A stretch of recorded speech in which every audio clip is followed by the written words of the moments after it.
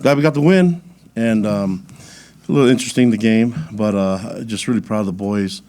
It was interesting. Not the way that I saw it happening, but we definitely did enough to get the win, and could have put it away probably earlier. But just love the guys' belief in each other, and we'll just keep building on this. We know we got another game after this, and so something we can aim for, and making sure that we show at our best when we play that bowl game. So I thought Houston had a great game plan, and those guys didn't quit. We knew that they were going to give it everything they had, and maybe the mentality of our guys, it kind of went up and down a little bit. And you can kind of probably see it in the second half wasn't exactly like I wanted them to finish the games and finish the drives, things like that. But we'll just keep working with it. I don't know the reason for a lot of it. I can probably guess around halftime, when they found out some of the news and things like that. But you're in a conference, so you got to get used to playing the game and finishing it off for the seniors, and not getting down on things. So can't really worry about the result of games, and just got to worry about what you have and what you can control. So this is a good example of that. So what questions do you guys have for me? Is that when you found out of the result of the Iowa State game and the team, or did you not want them to find out at all? Come on. They're going to find out everything. So I found out at halftime, and I think probably a lot of them did too. And but that's you just got to keep playing. I didn't think that there was a lack of effort. There was just a lack of concentration and maybe a little bit of focus.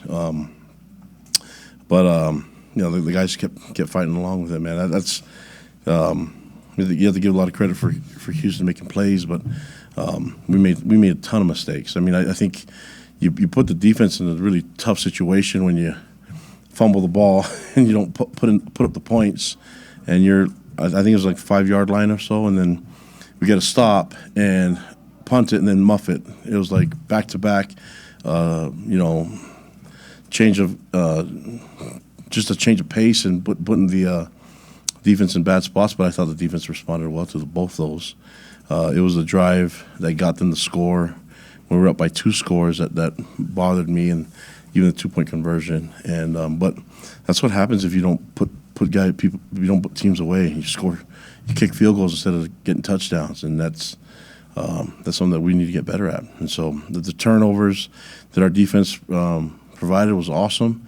The turnovers that we gave up, not good. So saw a lot of good things. I don't want to keep being down on it, but we can play better, and that's my job as the head coach, to make sure that we're playing better. And it was just kind of weird too that even the lack of discipline, some of the penalties, and even the pushing. It was chippy all night, and didn't have to be like that. So I just felt like we're not playing like our normal selves, and that's what I got to get going. I got to get these guys back on track of what they can do, and focused on our goals rather than some of the chippy things that happen. Just a lack of focus. What do you think getting back to 10 wins in a single regular season means for you and for the program? It's really good. There's teams that haven't got as many wins that everybody thought that they were going to get it, and nobody thought we were going to get these wins. And the problem is that we thought we were going to get 2 more. You know what I mean?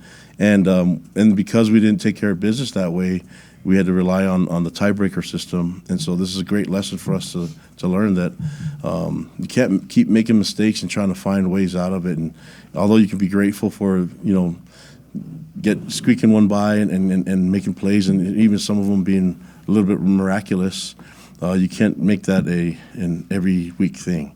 If we just do our job and play like we know we can, minimize the mistakes, and I think we'll be in a really good spot. But the fact that we got 10 wins, the senior class, I think they had three seasons of 10 wins or more. You know what I mean? So that's a huge accomplishment. That's their legacy. I'm not sure how many 10-win seasons BYU's had. Brett, you can. It's our 19th, and so they can be proud that they got 3 of them in their career. So, but this is great because we're in an awesome conference. The playoffs are really cool. Everybody's talking about it, so everything matters, towards the end. And we're ranked. I imagine we'll still be ranked, after this weekend. So we look forward to being ranked and going to play this bowl game, and developing a lot of what happened last year is we missed the bowl game. We didn't take advantage of the opportunity to develop guys during that time, and so this is going to be really valuable for our program to get the young guys, get our depth better, and then have those extra practices. So that's what we're looking forward to getting done and taking advantage of that and springboarding us into the 2025 season. Kalani, Houston in the first quarter tried a couple of trick plays on you guys, the wide receiver pass and the onside kick. Both times you came up with the turnover and then the touchdown. How pleased were you with how the team responded to trick plays this week?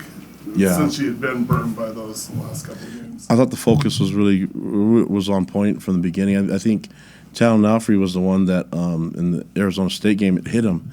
The interesting thing is we practiced that same situation because we know they like to squib it and try to get it in the way of the front line. And so we practiced that, and it didn't go. Obviously, in our practice, it went way better than it did against Arizona State. But that hit him, and then it just makes sense that he would be the one to get the ball and take it the other way for a touchdown. And so I'm really happy for him. I like the fact that these guys will work hard, and they'll try to find ways to get better. There's never been a lack of effort. Where I have to do a better job is getting them to be more disciplined and more focused. And I don't know exactly, but there's just kind of like a shift in their focus. And I would have to say that probably the result of the Iowa State game probably had something to do with that. But if we don't like it, then just don't go to a tiebreaker system. Just find a way to win the games and do it outright. So hopefully we can get that done. But we're close to being in a conference championship game. I think that the guys are thirsty for it and they're hungry for it. So I said it before, stay humble and stay hungry. We've got some goals, and I think we can achieve them. We're so close now. Imagine what we can do with an off-season and a bowl prep of hard dedication and work and discipline, making some sacrifices along the way. I think we'll be even closer. Kalani, what was the feeling like when you got that 4th and 7 fumble that set you up to kind of put the game away? Because you mentioned it had been a weird game, and that was kind of the play where it was finally like, okay, now we can maybe push this to 2 scores here in the fourth quarter. Yeah, I mean, I just wanted to pick up the stinking ball. I think we had a chance to pick it up, scoop and score, and then didn't work out. And then they picked it up, and then we got the ball back again somehow. It was just the ball, the hard surface, the frozen surface. Us having this kickoff at 8:00. I mean, it was a hard surface to play on. It's very slippery and slick, and so we just had to. It kind of reminded me. You remember the San Diego State game we had kind of like this time, and you just have to. That's just part of it. I mean, I saw other games that had way worse weather, so let's just be thankful for the fact that it wasn't too bad. So, but that's the game. It feels good to play really cool games and conference games this late. When we were in Independence, it was like an FCS game, or we were really looking to get some things going in November. And I think this November we finished. I think we were 2-2 in November, and I'd like to see us be better. So we've got to find a way to get better in the off season so that we have a more successful November. But that's hard to do when you look at the conference and the parity and the difficult matchups. It's not an easy task, but you don't really win them week to week. You win them in the off season. That's what we're looking forward to accomplishing. Tyler Batty had a big game. In his final home game, what's he meant to this BYU program? He's huge, man. He's such a big time leader for us. He's done it by example. He's done it with his leadership and his voice, obviously, and the guy has so much passion for the sport, but he has so much passion for the school and for our fans, and I hope people can appreciate him. He has a definite future in the NFL. I mean, we've seen him. He's a big body, 6'5", 275, 280 pounds, and so he definitely has an opportunity to play the next level. We know that, and I'm glad that he decided to come back this year and then do it right and help set our team up for the success that we had this year. And I know he's excited we got the win, but he's going to be that type of guy that's going to keep trying to get the guys to keep getting better, and he's going to always be back here, just like we had a bunch of alumni here at this game tonight. So we saw Retzlaff went into the medical tent early in the game. What was that about, and how much of an impact did that have on him and the rest of the game, his performance? He's fine. He's tough. I think he's just trying to get attention from you guys. I don't know. Was it his hand? Maybe he was just peeking just to check in if there's any fans in there hiding out. I don't know. I thought that was odd, right? That was pretty cool. But I thought that was kind of funny when people showed that to me. I thought that was interesting. I mean, we were all sitting around. I mean, that he probably had the best, most comfortable spot in the, on the field. But no, I think Jake, he put so much in this game, and we asked him to run the ball quite a bit and to do a lot of things with his legs. And I think he got maybe banged up a little bit. He's bleeding a little bit. He'll be fine though. He's a tough kid. What is the biggest value of having these extra practices getting ready for the bowl? Yeah, the biggest value is that we get to spend more time together, and we can try to find more of a rhythm still on offense and defense and special teams. There's a lot for us to still learn defensively. We still made a lot of mistakes. We talked to Jay, the defensive coaches, and the defensive players who made a lot of mistakes. And then obviously on offense, it's just finished drives, but also we got chunk yardage, and then it's just create the momentum. I don't think a lot of the stuff that stalled our drives were really what the defense was doing. Is stuff that we were kind of mistakes that we were making. So it's hard to accept or see those things happen in game 12. You know what I mean? Especially for me, I just want to get upset and demand more. But this is a good chance for us to work on it. Last year when we weren't able to work on it, even though you knew there were some deficiencies that you could address, it's hard to do it when you can't get on the field. And so now we can get on the field, practice, see the film, and then actually go out and execute some plays and get in a better rhythm. Last two questions. Now that you get to see this Here, every then year here. when you do the senior walk, but is it different every year? Is it the same every year? What was it out there tonight? Yeah, I mean, obviously happy that we won the game because that makes a more cheerful walk than last year. And I think last year was the Oklahoma game. Played well, but I think that was an early kickoff too. So, but I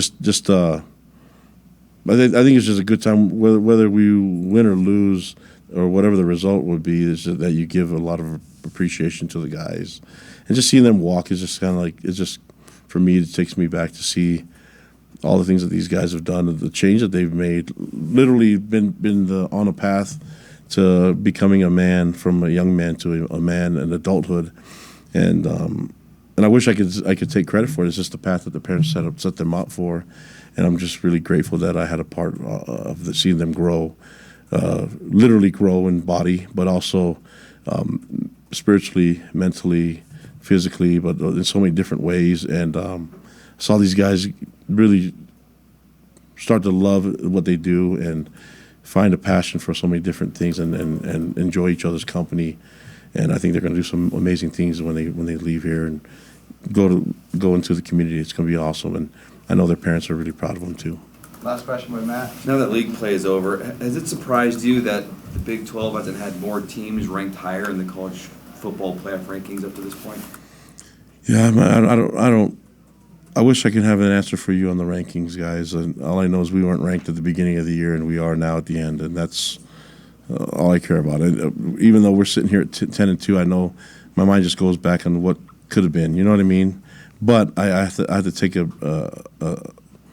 some hesitation and to appreciate the journey that we've been through and the things that we accomplished. And you guys have seen it. You guys have been here every week, and you've seen every game. You've seen the improvement and the team, the connection that they have to not only you but to the fans and to each other. And you can see that the culture is working, but there's a lot of things that we can do to even get better as a program, and that's what I look forward to getting done. So that this is just really still just the beginning. This is year 2 in the Big 12. Really proud that we got more wins. I mean, we're 7-2 in the conference, and so I don't know about the rankings and all that stuff, but I know that if you look at the teams and I mean, it's hard to. I guess I would look at like Texas, and seeing what they're doing in their new conference, and I think if you look at our conference, it's really up in the air on who's going to win. So I don't think I would just have to say all the preseason stuff. You could probably just throw that out the window on whatever you rank them 1 through 16 this next year. Arizona State's proven that it probably won't look like what you guys do in July. So, all right, thanks guys, appreciate it.